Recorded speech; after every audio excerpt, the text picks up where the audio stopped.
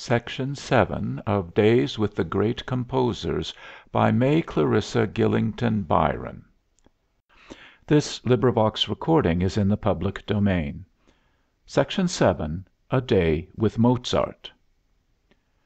On a dull November morning in the year 1791, a small, insignificant-looking man, about 35 years of age, arose from a sleep of utter exhaustion. For he had been working late into the previous night. It was about 9 A.M. His wife Constanze had long been up and employed in the duties of that small poverty-stricken household man, wife, and two small children, and their little home in an unimportant street of Vienna. These duties, to Constanze, were not the easiest of tasks, for she was but a poor domestic manager and an inefficient, though devoted, mother and wife. As the slight, undersized man moved to and fro, dressing with rapid, graceful gestures, paying a great deal of attention to the powdering and peruking of his profuse brown hair, and decking out his person with nearly all the scanty ornaments he possessed, there was nothing in Wolfgang Amadeus Mozart outwardly to denote that amazing genius which made its dwelling in his slender frame. A dull fire smoldered in his languid, absent-minded eyes, but it was the fire of incipient fever. A slight flush tinged his usually pale cheeks, but it was a hectic and unhealthy flush. A certain childlike simplicity still remained, as though he were a case of arrested development in his features, expression, and deportment. The boy, whose fame began at 4 years old, had never yet really quite grown up. He had now discontinued his one-time practice of taking a ride by medical advice first thing in the morning. A species of curious nervousness induced by the rapid deterioration of his strength rendered him unequal to horse exercise, and his attenuated purse hardly allowed of it. For this man's life was a continual sheer fight for existence, a fight with fate and circumstances. It has been said that all the music created since Guido de Rizzo, who invented musical notation, to the end of the 18th century, had only one aim and object, to create Mozart, the greatest composer of whom I have ever heard, avowed his contemporary Haydn. But he was by no means a prophet in his own country. His honorary appointment as court conductor only brought him in £80 a year; and the master musician who at 12 had been the wonder of Europe, a prodigy, a kleiner Hexenmeister, a little magician, was now eking out his difficult days in an atmosphere of anxious penury, unrecognized, unacknowledged, overworked, his vitality almost expended. For a few minutes the composer knelt in prayer. The despondency which was gradually enshrouding him fell off for a while, revealing rifts of heavenly sunshine to his troubled mind. Again he reflected, in the words he had written as a youth, "I have God always before my eyes. I acknowledge His omnipotence. I fear His wrath, but I also acknowledge His love, His pity, and His mercy towards His creatures. Whatsoever is according to His will is also according to mine. Therefore I cannot fail to be happy and contented." And he rose from his knees refreshed. He went into the little living room, and, without waiting for the somewhat unattractive breakfast which Constanze was preparing, he set to work upon a manuscript in his small, neat handwriting. He wrote standing up, for health's sake. Any cramped attitude was repugnant to his flexible and freedom-loving limbs. But indeed he could write in any position or under any circumstances. "I am, so to speak, so swallowed up in music," he averred, "that I am busy with it all day long. Speculating, studying, considering. And therefore the actual setting down of his ideas had become almost a mechanical, automatic process, like that which a clairvoyant might achieve. Even during the intervals of play, at his beloved billiards or skittles, he was evolving or accumulating fresh matter, and he had but recently written down the score of Don Giovanni upon a stone table in a garden near Prague, while his friends laughed and talked at their game of bowls around him. To those who remember the solitary Beethoven communing with his own heart, or the long hours of isolation spent by many a great master at his pianoforte, this self concentration of Mozart amid a crowd seems almost inconceivable.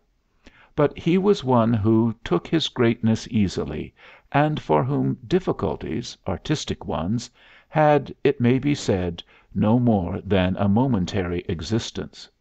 He writes music, his wife declared, as other people write letters.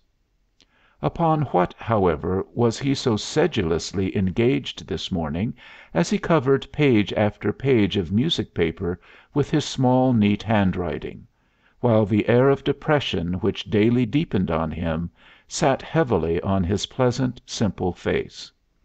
Not here, for certain, was he transcribing some superb symphonic movement, some brilliant operatic scene. Here was no outcome of that almost antique joy of existence which had pulsed so exuberantly through Figaro and Giovanni.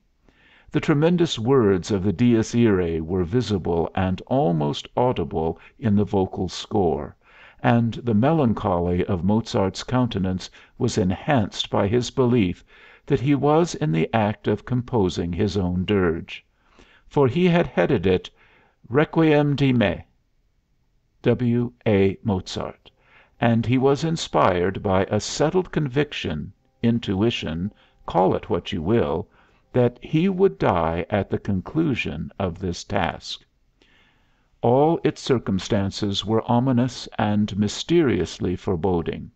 The composer had been working, 2 or 3 months before, upon his magnificent opera Die Zauberflöte, the Magic Flute, when a lean, tall stranger, clad in ghostly gray, suddenly appeared before him and handed Mozart an anonymous letter, with a query as to how soon he could complete a requiem for voices and orchestra, and for how much.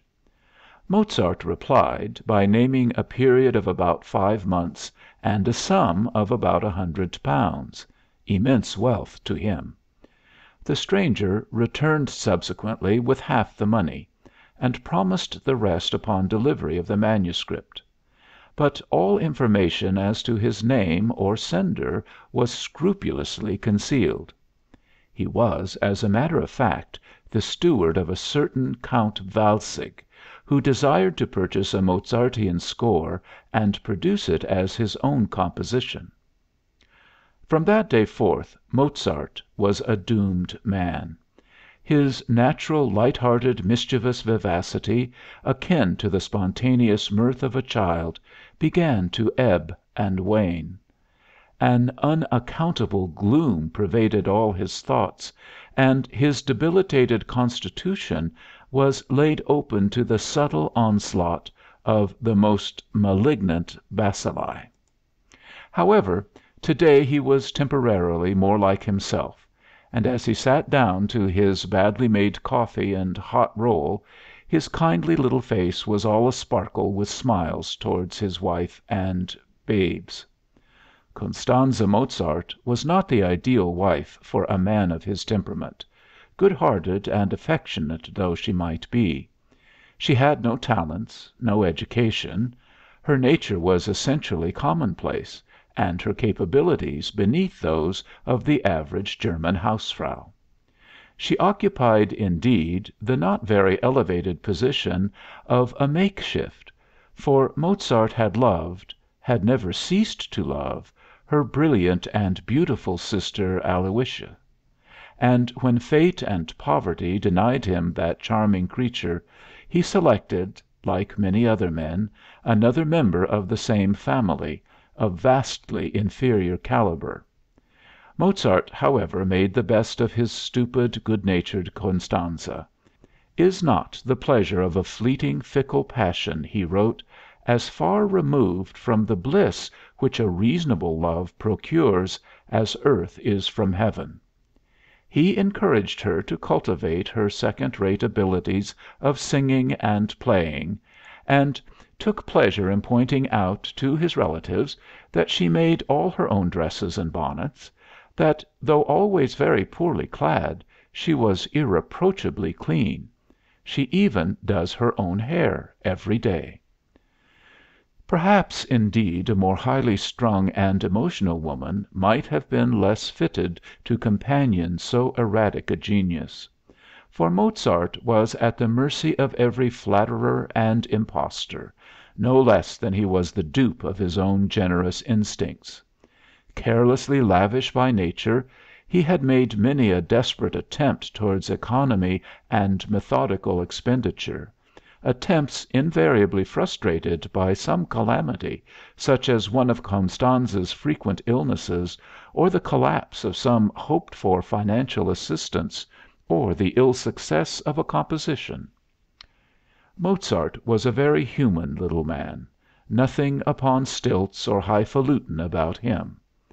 A few moments' natural, homely intercourse over the coffee cups, and he was the old Mozart once more, quick, restless, gay, the marvel who, whilst busy with the most serious things of his art, could jest and make merry in the pleasantest and most careless manner.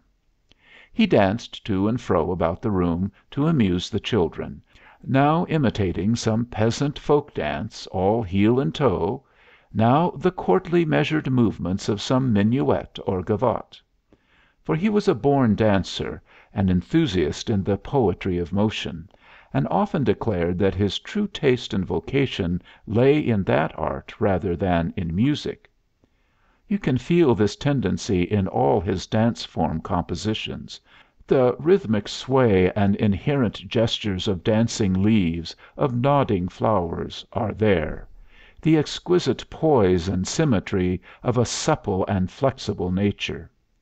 The minuet with its trio was still an accepted desideratum of symphonic form, and to what delightful use he put it! It was characteristic of him that his most lovely minuets were composed under the storm and stress of troubles mental and financial. They have the first fine, careless rapture of the early world. While outwardly, it would seem, he envisaged splendid lord and lady treading stately steps together, with woven paces and with waving arms, inwardly he sang of the daedal stars, sang of the dancing earth, like Pan in Shelley's poem, and felt, like a new Orpheus or Amphion, the whole world dancing to his magic flute. And so in the great G major and G minor symphonies he had, as Wagner says, breathed into his instruments the passionate fervor of the human voice, to which his genius with all-pervading love inclined him, as if in restless anxiety to impart to the melody, by way of compensation for its exposition by instruments only, the depth of feeling of the human voice. Thus he raised the capacity of instrumental music for soul expression to a height which enabled it to express the whole depth of the infinite yearning of the heart. Presently a young lady of noble family arrived for her daily 2 hours' lesson. She had been receiving this for months, but had never paid a kreutzer, a state of affairs still not unknown to the music master of aristocratic families. Mozart, though painstaking and conscientious, was hardly a successful teacher. He had neither the methodical system nor the obsequious toadyism which the manners of that day demanded. He had but little respect for rank or wealth, and refused most pertinaciously to play before audiences who were possessed of more titles than taste. This in itself had gone far to injure his prospects. Any reader of Consuelo may easily gather how dependent upon patronage was the unlucky musician in 18th century Vienna. Our wealth, Mozart had avowed, dies with us, for it is in our brains, and no one can take it from us unless he cut off our head. And then, he added with his customary insouciance, we should not require anything any more. Nevertheless, to pupils who exhibited any trace of talent, earnestness, and a genuine desire to get on, he unfolded the best that was in him. He considered the chief points of a pianist to be a quiet, steady hand, the power of singing the melody, clearness and neatness in the ornamental passages, and a command of technique which should be equal to all purposes. His high-born pupil, however, was apt to rebel against what she considered his faddiness and fastidiousness; and on being gently set right for the 50th time, "Ach, lieber Herr Mozart," she exclaimed, "why not show me yourself how this piece should be performed? Example will be better than precept." The great virtuoso changed places with her at the clavier. Merely to see his slim, shapely little hands gliding over the keyboard was a pleasure to the eyes; but the exquisitely sympathetic playing which, as Haydn had said, "went straight to the heart," was wasted on the frivolous young Fräulein. She was wholly taken up with regarding him in astonishment and curiosity. He had become a different and an ennobled person. His simple, insignificant little face was transformed and illumined, as impossible to describe, so one of his friends had said, as it would be to paint sunbeams. His weak and restless eyes were calm and steady. Every movement of every muscle responded to and indicated the thoughts which his music expressed. He was lost to all external things. Suddenly he pulled himself up with a jerk, as though he had come down suddenly with a bump to earth. "You understand?" he said to the young patricienne. "You perceive that thus it should be played?" "I perceive," said she, with a shrug and pout, "that it is thus you are able to play it." The master sighed, and the irradiating light died away out of his features. "Alas," he murmured to himself, "I am not fortunate in my attempts to give lessons." Indeed, the man who had stamped so violently at a recent orchestral rehearsal that his steel shoe buckle flew in two was by no means suited to the patient methods of pianoforte instruction. "The time is not quite up," he presently continued, "but I will postpone the rest of your lesson. For I have a work in hand which lies very near my heart, and until that is finished I can think of nothing else." So the young lady returned home, and grumbled volubly at the gross inattention of Kapellmeister Mozart, to the indignation of her noble parents; and the noble parents decided that henceforth she should receive tuition from one of the open rivals and bitter enemies of Kapellmeister Mozart, men who held the ear of the Emperor, and whose compositions were loud in the land: Salieri, to wit, and Kotzebue, Grabisch, and Strack, with whom, dear child, she was assured, you will be enabled to do proper justice to your talents. Herr Mozart is a very much overrated man. We have heard that all his pupils are gradually falling off. The overrated man meanwhile had resumed work on his Requiem, upon which he was lavishing the whole wealth of his resources, when a fresh interruption occurred, in the shape of Schikaneder, his impresario. Schikaneder was one upon whom at birth had been bestowed the celebrated three wishes of the mother for her son: de l'audace, et toujours de l'audace. Uneducated and illiterate, recklessly spendthrift and dissolute, his native audacity brought him through every dilemma.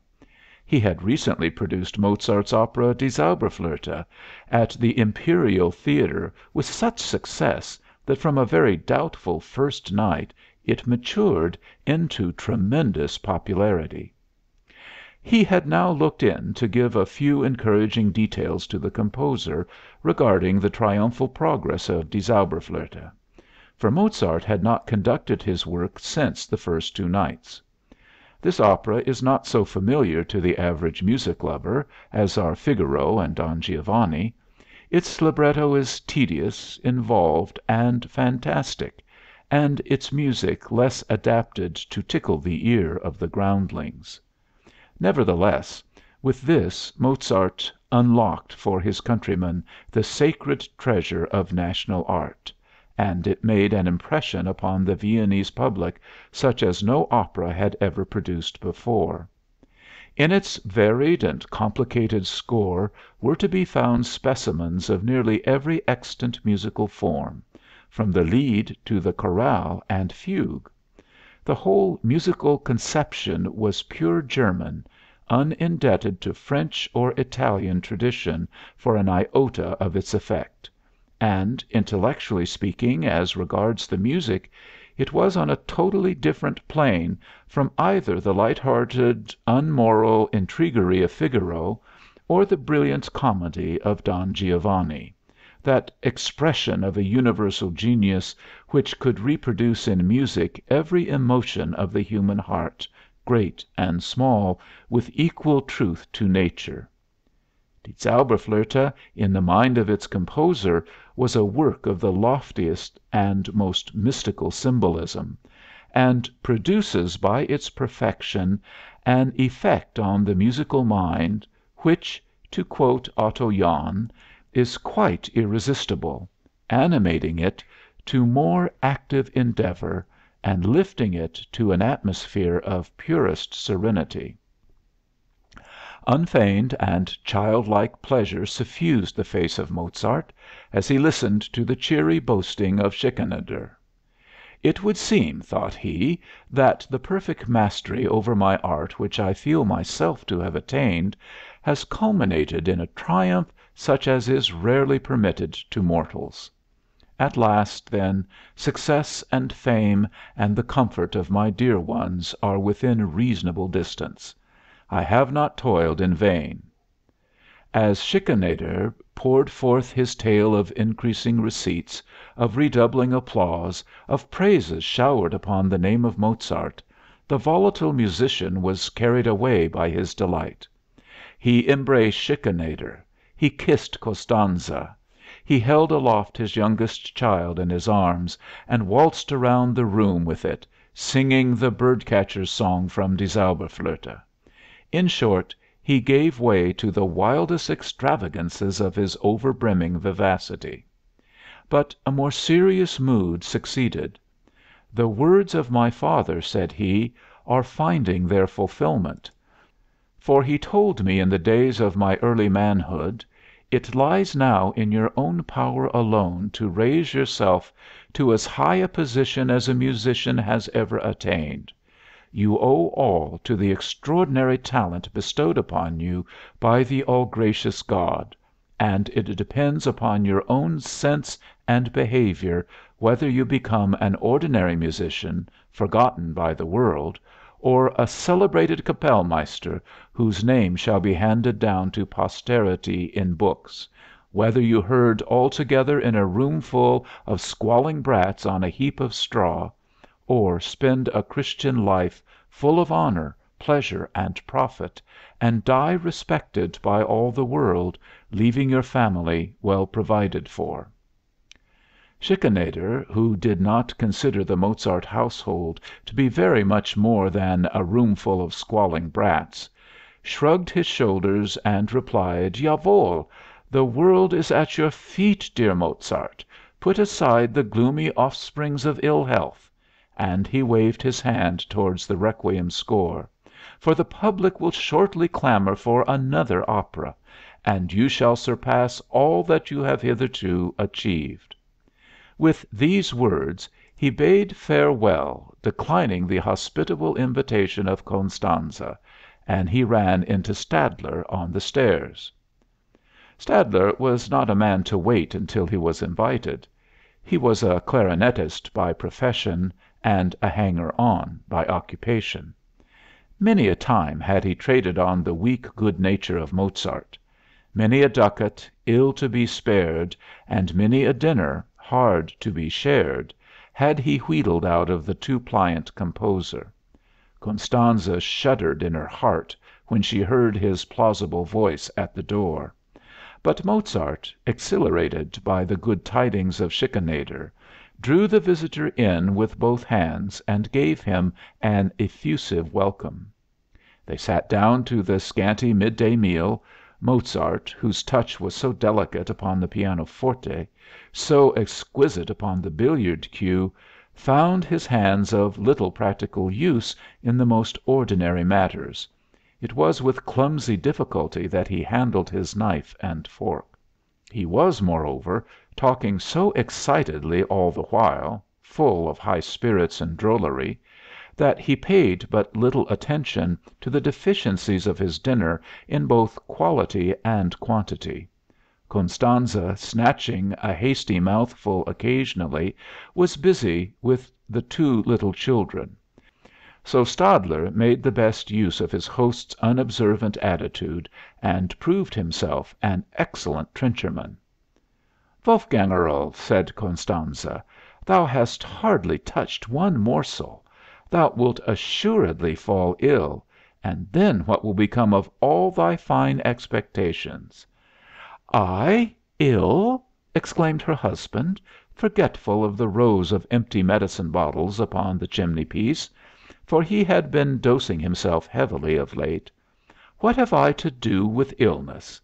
I have works to do, great works. I must surpass myself." "'Twill go vastly hard with thee, Wolfgang, to do that," observed Stadler. "For in what branch of the tone art shalt thou find new worlds to conquer? In symphony, in opera, in mass, in chamber music and pianoforte music, in lieder and in concertos, art thou not master above all? And a virtuoso, moreover, on violin, viola, organ, clavier where will the list end? Is it not enough for any ordinary man to have written Don Giovanni only?" This gross and liberal flattery, though indeed it was no more than the truth, fairly intoxicated the mind of Mozart; for he, who in his childhood had been wont to weep, out of excessive modesty, when people praised him, was now responsive to the least word of encomium. Beyond a mortal man impassioned far, he sprang up, and seizing the hand of Stadler, "Yes, yes," he cried, pointing upwards, "the temple of fame holds wide its doors for me, and thou shalt accompany me, my best of friends." And seating himself at the pianoforte, he burst into the lovely phrases of Lassidarum, while Constanze, to humor his mood, sang the part of Zerlina in a small, pretty voice. She was only too pleased to see him less melancholy and hypochondriacal. Don Giovanni.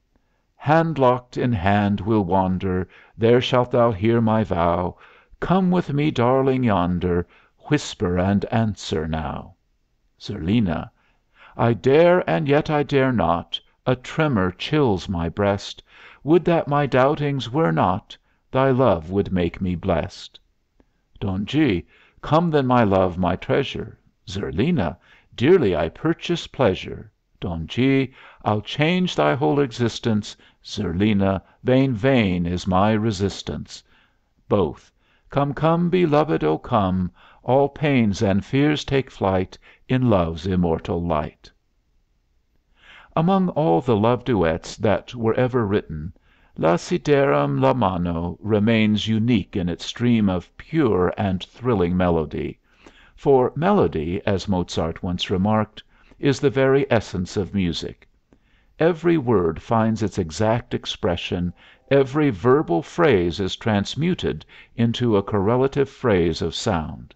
The tender, insinuating grace of the cavalier, the shy hesitation of the yielding peasant maiden, and the brilliant, animated allegro which unites them both in an abandon of delight. The stentorian "Bravo, bravo!" of Stadler recalled Mozart to ordinary terrestrial life. The garden of Don Giovanni, with its lights and flowers, faded before his eyes into the exceedingly plebeian appurtenances of his dingy home. And at this moment he recalled that he had an important engagement to fulfill at the house of his friendly patron, Prince Karl Lichnowsky. With a few words of explanation he left the room and, fastidious to the verge of foppery, proceeded to clothe and decorate himself so far as his limited wardrobe would allow. The taste and fashion of those times permitted of much more exuberance in the way of texture, color, embroidery, and ornament in men's attire than is now possible, and Mozart reemerged from his apartment like a butterfly from a chrysalis. Stadler, overwhelming him with compliments, seized the opportunity to borrow a ducat, and escorted him to the very door of Prince Lichnowsky's mansion, bedaubing him with adulation. Here was a very different scene from the narrow precincts of Mozart's own dwelling. Although he was, as has been said, no respecter of persons, and by no means one to fawn upon the great, he found in aristocratic Viennese society something akin to his best ideals. He found amusement, inspiration, invigoration, true affection, and real sympathy. He was not a persona grata at court. His opponents were malicious and powerful. But in a few noble houses, such as this, he was welcomed and appreciated, and became the very life and soul of the company. Whether playing pianoforte solos for their delectation, or taking part with his host in some piece of chamber music, or joining on equal terms in the general conversation, he was full of élan and spontaneous fun, pouring out the absurdest doggerel rhymes or the drollest of sayings. He was buoyant and open hearted as a child. Impossible to identify with Mozart the great artist, with Mozart the virtuoso and amazing genius. Among his auditors were Countess Thun, the charmingest, sweetest lady, as he described her, that I have ever seen in my life; Prince Kaunik, and a score of other notabilities, who vied with each other in homage to the dapper little man in his well worn suit. Other musicians were also present, young composers, singers, and performers, anxiously endeavoring to gain a hearing and secure a footing in a society where success, like kissing, goes by favor. To these younger members of his profession Mozart was always eager to extend a helping hand. He was full of generous impulses towards them, abundant in recognition of their talents and congratulations on their skill, for his childlike nature was absolutely devoid of jealousy or envy. He loved to applaud the rising genius of those who might become his own rivals, no less than to dwell with enthusiasm upon the merits of bygone masters. "Bach is the father of us all," he averred. "We are his children. Those of us who can do anything worth having have only learned it from him. And Handel, he can strike like a thunderbolt. He knows how to make great effects better than any of us when he chooses." Dearest of all to him, perhaps, was Papa Haydn, who had parted from him the previous year, bound for that rich and kindly England after which Mozart hankered all in vain. "Papa," Mozart had told him affectionately, "you are not fitted for the great world, and you speak too few languages." "But my language," said the old maestro, "is understood all over the world." And they embraced with tears and forebodings. As Mozart sparkled and scintillated for a couple of brief hours, playing his little part in a world to which he could never hoped to belong, it was possible to understand the extraordinary verve and humor which characterized his operatic music. The serious, the half serious, and the frankly comic were so interblended in his work that it reads like a veritable excerpt from human life. For no human life is wholly barren of laughter and laughter provoking episodes. In the Nozze di Figaro, for example, truth of characterization creates a kind of halo round all the situations, equivocable as they are. The whole is transformed by the delicate and noble spirit which asserts itself throughout. The story, with its complicated and superficial intrigues, is but a trivial and unworthy thing, yet every moment of its development is rendered with such magnificent skill and truth in music as to raise it to a higher plane, on which we feel the throbbing of our own life blood, recognize the language of our own hearts, and are captivated by the irresistible charm of unfading beauty. For Cherubino, the saucy, masquerading page, released by Susanna from the cupboard where in the course of a whole tissue of deceits he has been concealed, we have little interest or regard; but for Cherubino, the youth on the edge of manhood, endeavoring to express the indefinable unrest of his boyish passion for an unattainable adored one, we thrill with the acutest sympathy, we vibrate in consonance with the poignant simplicity and celestial orchestration of Voce Sapeta. Were ever phrases of nascent emotion so lucidly, so touchingly conveyed as on those flowing waves of sound; the voice executing the clear, lovely melody, while the strings pizzicato to imitate the guitar carry on the delicious accompaniment, whose delicate outline is shaded and animated in a wonderful degree by the wind instruments, the whole being of an entrancing beauty. Ye who are wise ones in love's dear lore, ladies, now give me aid, I implore. Some of your wisdom to me impart. Say, is it love that preys on my heart? Nameless emotion, tender desire, thrill me with pleasure, fill me with fire. Now as in winter icy I freeze, now summer fervors my spirit seize. Still I am questing strange joys afar, their names I know not, nor what they are. I sigh and murmur against my will, I pulse and tremble, I throb and thrill. From day and darkness my peace is fled, yet mid my sorrows joy lifts its head. Say, O ye wise ones, in love's dear lore, is love the sickness I now deplore? As evening approached, Mozart reluctantly tore himself away from the congenial society of his friends and patrons. The transitory ebullition of gaiety which had exhilarated him died down. A reaction of malaise and despondency set in. "Can you order in some wood, Wolfgang?" said Constanze, as he entered their meagerly furnished room. "And will you pay for it, or give me the money to pay when it comes?" "I have no money," he replied uneasily, feeling in his various pockets. In truth, his last ducat had gone to Stadler. "If only you could write something that would sell immediately," sighed Constanze. "Schikaneder may talk of the immense success of Die Zauberflöte, but he does not bring you a pfennig of the proceeds. You should be more businesslike with him, Wolfgang." Dear Heaven! Was not a man without a kreutzer of income enough to do and to think of in a place like this? Groaned the Master. turning his eyes around the depressing and ill-conditioned room.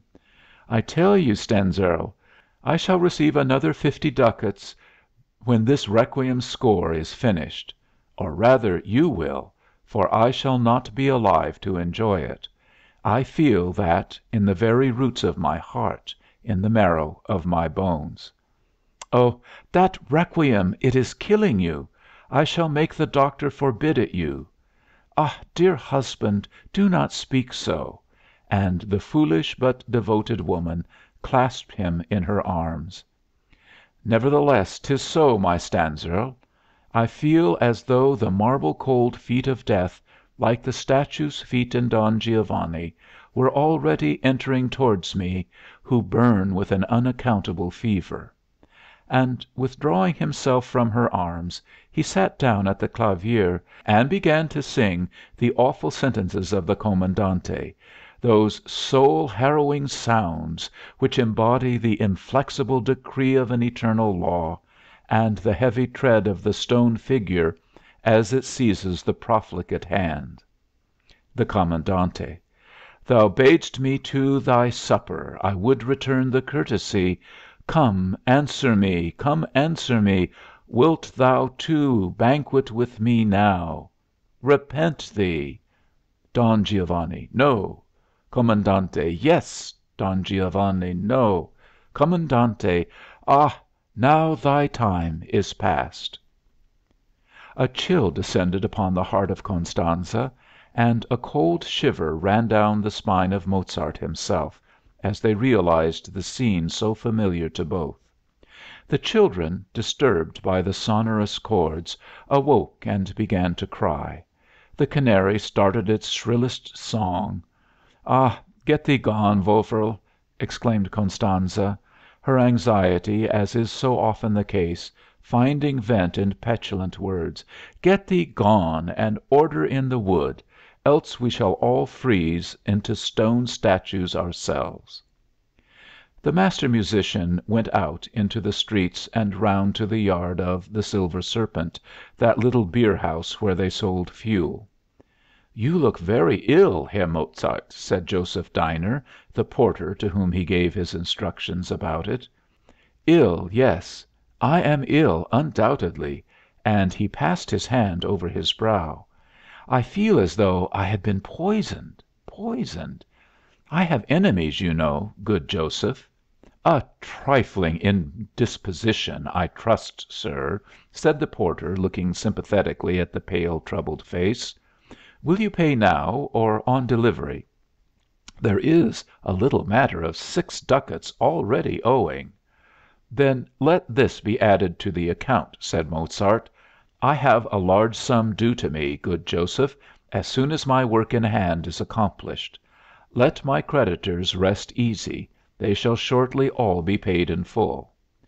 He walked away with a would-be jaunty air, and en route encountered one of his brother Freemasons. "You are not forgetting the cantata you promised for our Masonic festival?" inquired his friend. "It will be ready the day after to morrow," replied Mozart, who had not touched a line of it. "You will conduct, of course?" observed the other. "Of course, of course. I shall be delighted to conduct."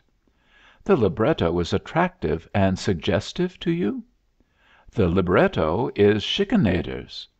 "H'm," said the Freemason, who did not think much of Schikaneder. "And the subject is the praise of friendship. That at least should inspire my highest efforts," said Mozart with a faint smile. "My dear fellow," responded the other, "if you cannot rise to such a subject, who can? For fraternal affection, for sociability, for charity in a good cause, for desire to make your noble talents of use to your brethren, I do not know your equal, little Mozart, great Mozart. Adé, and good luck to you." They parted with a warm salute. "The doctor has been here," said Constanze as her husband came in. "He was sorry to have missed you, but I told him very carefully how ill you looked and all your symptoms. He left more physic for you, and he implores you not to work at night." "Oh, does he so?" remarked Mozart in absent‐minded tones. "Well, now, Stenzel, I am going to write my 'Praise of Friendship,' and you can tell me stories whilst I work."